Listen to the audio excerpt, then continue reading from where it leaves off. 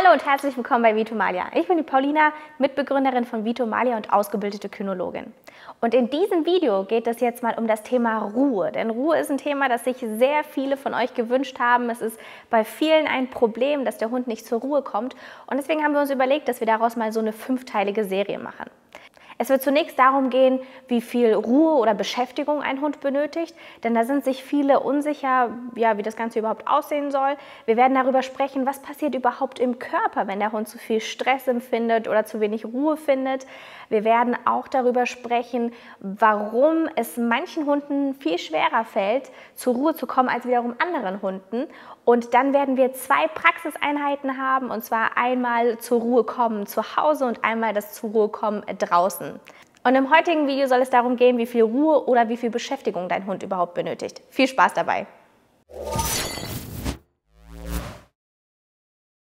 Und bevor wir mit dem Video loslegen, abonniere diesen Kanal, aktiviere die Glocke, damit du kein weiteres Video mehr verpasst.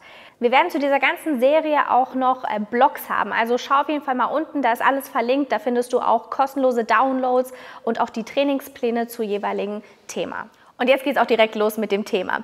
Wie viel Ruhe benötigt überhaupt so ein Hund? Das ist generell, kann man sagen, sehr individuell, aber man kann schon sagen, dass das Ruhebedürfnis unserer Hunde viel, viel größer ist, als der Mensch es vielleicht einschätzt. Es ist zwar schon so, dass der Hund körperlich in der Lage ist, locker unseren kompletten Alltag mitzuerleben, dass wir ihn von A nach B schleppen und überall mitnehmen, aber tatsächlich ist es so, dass biologisch gesehen der Hund viel, viel, viel mehr Ruhe benötigt. Man redet hier so im Schnitt von 18 Stunden, also die Range liegt so zwischen 16 und 20 Stunden bei einem wirklich gesunden und ausgewachsenen Hund. Und wenn du einen alten Hund hast oder einen kränklichen Hund oder einen Welpen, dann ist es durchaus auch mehr. Jetzt ist es so, dass es einige Hunde gibt, die suchen ihre Ruhe ganz von allein. Vito ist zum Beispiel so ein Hund, den kannst du überall mitnehmen und wenn ihm das alles zu bunt wird, dann sucht er sich seine Ecke und kommt zur Ruhe. Amalia hingegen ist so ein Hund, die muss wirklich angeleitet werden, zur Ruhe zu kommen, denn sie nimmt sehr viele Reize wahr, sie reagiert sensibler auf Reize und da ist es einfach wichtig, dass der Mensch den Hund anleiten kann, damit er überhaupt die Ruhe findet. Warum jetzt zum Beispiel ein Hund viel schneller zur Ruhe kommt als der andere Hund, das kann wirklich ganz unterschiedliche Einflüsse oder Faktoren haben. Darauf werden wir nochmal separat eingehen, aber damit du schon mal grob ein Gefühl dafür bekommst, ist es zum einen natürlich die Genetik. Es kann sein, dass da irgendwie die Rasse noch eine Eigenschaft spielt, aber auch sowas wie die Epigenetik, also von der Mutterhündin zum Beispiel irgendetwas aus. Aber auch fehlende Impulskontrolle und Frustrationstoleranz, wenn das nicht geübt wurde. Auch Einflüsse zum Beispiel von Hormonen, Schilddrüsenüberfunktion kann ein Grund dafür sein, Hyperaktivität, aber auch ganz klar die Erziehung und das ist etwas, wo wir auch ansetzen können, wenn der Hund das überhaupt nicht gelernt hat. Zum Thema Impulskontrolle haben wir auch schon Videos gemacht, da kannst du auch nochmal schauen, da haben wir auch wirklich Trainings für Anfänger bis zum Profi aufgebaut und mit kostenlosen Trainingsplan. So, jetzt weißt du, dass dein Hund so im Schnitt 18 Stunden Ruhe braucht.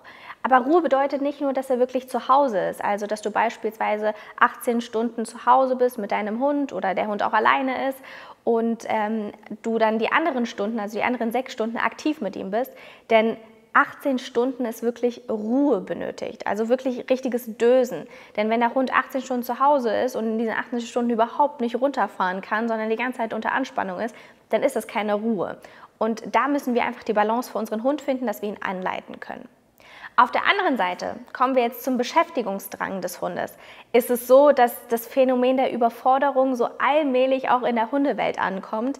Man kennt es ja von den Kindern, die von einem Hobby zum anderen rennen und so ähnlich sieht es mittlerweile auch bei den Hunden aus. Also viele Hundemenschen sind total übereifrig mit ihren Hunden und besuchen ganz, ganz viele Kurse, noch irgendwelche Beschäftigungskurse noch zusätzlich dazu, gehen noch zur Hundeschule, haben dann noch ganz viele Playdates mit irgendwelchen Hundefreunden und nehmen dann den Hund am besten auch noch mit zu Bekannten, mit ins Restaurant, mit zum Einkauf, wie auch immer. Und das ist wirklich etwas, wo der Hund überhaupt nicht runterfahren kann. Klar ist es schön, wenn man seinen Hund überall mitnehmen kann und klar ist es auch schön, wenn der Hund sich gut im Alltag mit dir integrieren kann.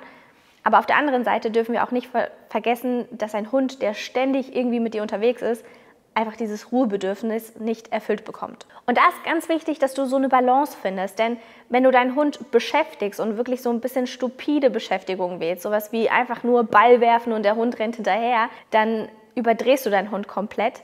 anstatt dass du vielleicht mentale Übungen machst, Übungen, wo dein Hund sich gut konzentrieren muss, denn das fördert deinen Hund viel, viel mehr und hilft ihm auch danach besser zur Ruhe zu kommen, als wenn du ihn auf der einen Seite mit diesen wirklich stupiden, ablaufenden Spielen einfach so pusht. Also du merkst, dass Beschäftigung mit deinem Hund zwar gut ist, aber nicht jede Art von Beschäftigung wirklich geeignet ist, vor allem nicht für Hunde, die sowieso schon so ein bisschen aufgedreht sind. Perfekt kannst du hier wirklich auf so Übungen zurückgreifen, wo es um Balance geht, wo der Hund vielleicht klettern muss, wo du auch die Impulskontrolle oder auch die Frustrationstoleranz übst. Denn das ist etwas, das extrem anstrengend für den Hund ist, aber er überdreht nicht körperlich total. Und weil das manchmal gar nicht so greifbar ist, ob der Hund jetzt unterfordert oder überfordert ist, zählen wir dir jetzt einfach mal auf, woran du erkennst, dass der Hund situativ überdreht ist. Zum einen ist es so, dass dein Hund kaum ansprechbar ist in der Situation. Also wenn du merkst, der reagiert irgendwie nicht, dann merkst du, okay, das ist schon ein bisschen zu viel des Guten, dann ist es eine Beschäftigung, die den Hund einfach zu sehr pusht. Auch so ein typisches Warnzeichen ist, wenn der Hund dich kaum noch wahrnimmt. Also da besteht gar keine Orientierung mehr, sondern du bist halt irgendwie da, aber ja nicht wirklich mit dabei. Auch gut kannst du das wirklich am Körper des Hundes erkennen. Also wenn die Muskulatur sehr angespannt ist, also du merkst, dass der Hund ist sehr fest in seinem Stand und die Ohren sind auch wachsam, die hängen nicht so locker runter. Also das erkennt man auch ganz gut an der Ohrwurzel. Und dann auch natürlich, wenn der Hund ständig Bewegung sucht. Also sogar wenn er sich viel bewegt hat und dann gar nicht mehr zur Ruhe kommen kann, dann merkst du, okay, das war jetzt einfach zu viel. Auch ganz typisch, das kennen viele bestimmt, wenn der Hund ständig jault, fiebt, jammert, bellt oder auch zittert. Also dieses Zittern ist ja wie so eine Stressreaktion. Und auch ein gutes Zeichen dafür, dass du merkst, das ist jetzt einfach zu stressig für den Hund, sind so Übersprungshandlungen. Man kennt das so von auch frustrierten Welpen zum Beispiel, die dann in die Leine beißen, weil sie es gerade einfach zu doof finden und sowas. Und das ist auch etwas, das dafür spricht, dass der Hund einfach überdreht ist in dem Moment. Also in die Leine beißen, aber auch so exzessives Graben, nervös Menschen anzuspringen, das sind alles Übersprungshandlungen. Und damit das für dich ein bisschen deutlicher wird, das hilft dir auch ganz gerne auch mal, wenn man sich das durchliest und wenn man sich das ein bisschen visualisiert. Wir haben dir dafür einen kostenlosen Download zur Verfügung gestellt. Da siehst du so typische Stressanzeichen bei Hund, aber auch Entspannungszeichen, also woran du erkennst, dass dein Hund gerade wirklich entspannt ist.